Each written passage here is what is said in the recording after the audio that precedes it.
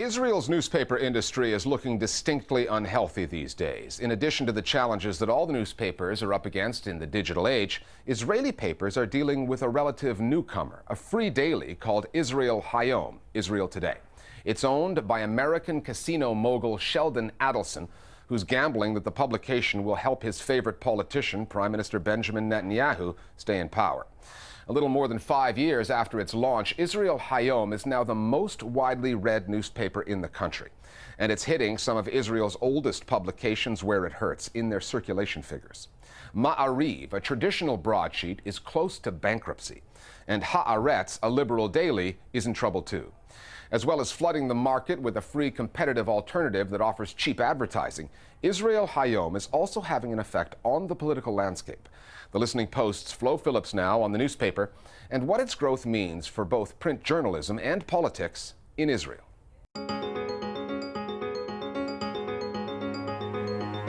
Israelis are news junkies. In a country with only 8 million people, there are 13 daily newspapers and at least 90 weeklies. But long gone are the days when newspapers were the go-to source for information. Today, Israel's newspapers are being left on the stands, and traditional broadsheets are struggling to make money and retain public interest. But there is one paper that is not cutting back. Wherever you go, you get Israel Hayom in train stations, in bus stations, in restaurants. It's not a paper, it's a joke. But it killed many of the papers, because if you can get for free a paper with 80 pages, why pay $10 for 12-page paper? I don't think they contribute anything to the media scene here, but I think they approach well people who never read a newspaper before.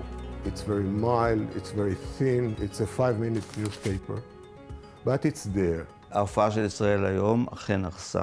The appearance of Israel Hayom has ruined the media market in Israel. It's widely distributed, it's free, and more than that, it sells advertising at very, very low prices, flooding the market, further reducing the profitability of other papers.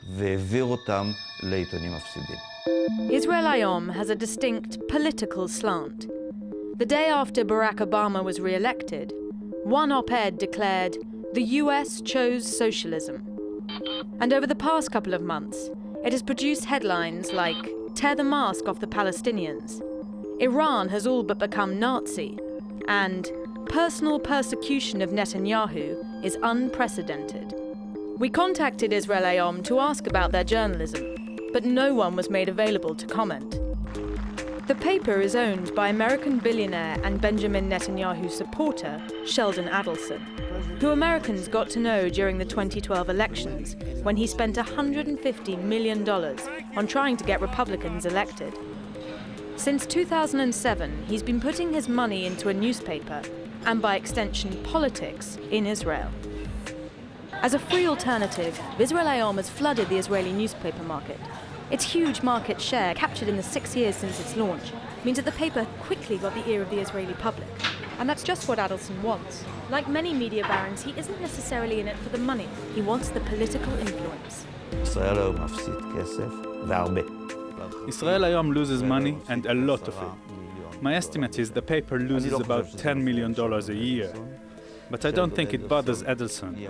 I'm sure he is prepared to invest many more years and a lot more money to keep Benjamin Netanyahu in power. Anything to prevent a liberal, moderate, peace-loving policy towards the Arab world. Investment in journalism in Israel is not about money. It's about shaping the future of this country. When you are Sheldon Adelson and you call the Prime Minister 3 times a day, and you tell him what to do because you are his publisher, that's not kosher. I don't like this. He wants to make Israel look like him. And Adelson is not exactly shy with his views. A few months ago, he proposed a solution for the Iran nuclear stalemate. His approach, dropping a bomb in the Iranian desert, was unconventional. So there's an atomic weapon goes over ballistic missiles in the middle of the desert that doesn't hurt a soul. And then you say, see, the next one is in the middle of Tehran. Israel Hayom translates to Israel Today. Israelis have nicknamed it Bibi Today because it clearly favours Prime Minister Netanyahu and his conservative politics. But Adelson's investment in that pro-Netanyahu agenda has had a limited return. In last year's election, Netanyahu was expected to tighten his grip on power. Instead, he barely squeaked back in. In spite of Israel Today's strong position in the market and their position supporting our Prime Minister and his party, the results in the elections were not satisfactory for them. So I'm not sure one can say that there is a direct link between the position of such a paper with high circulation and the results of the elections. One thing that nobody learns is that you cannot buy a newspaper as a loudspeaker. I think in the last 4 or 5 years, Sheldon Adelson invested scores, perhaps hundreds of millions in Israel Hayom. And I'm not sure that he got what he wanted. And in fact, you can say that the political scene was not really affected by the presence of Israel Hayom.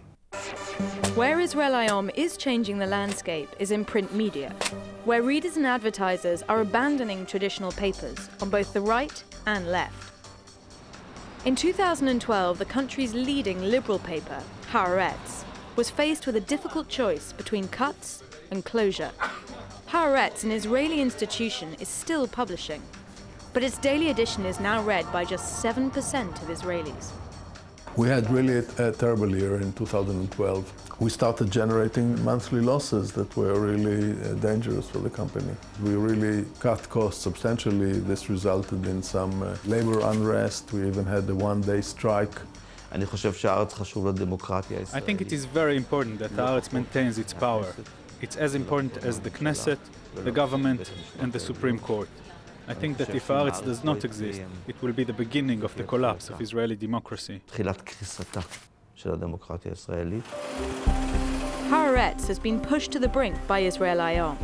But the irony is, Israel Hayom may be all that's keeping Haaretz from going over the edge.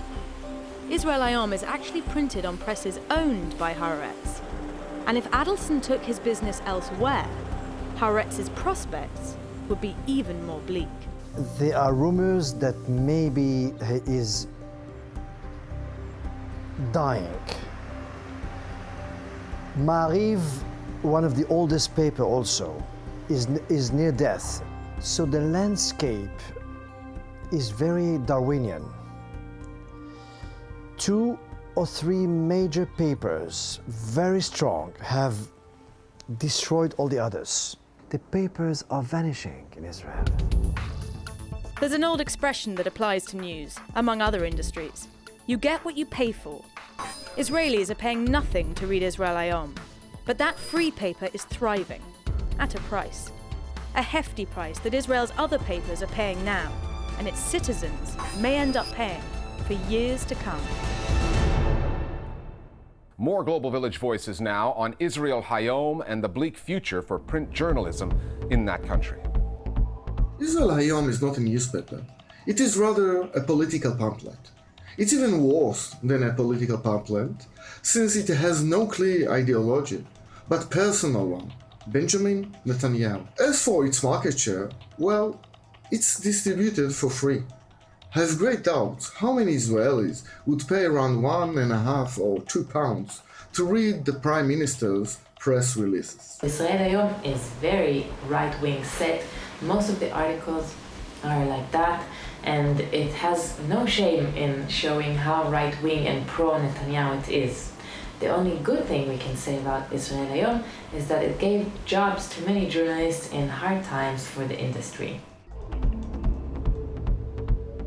Finally.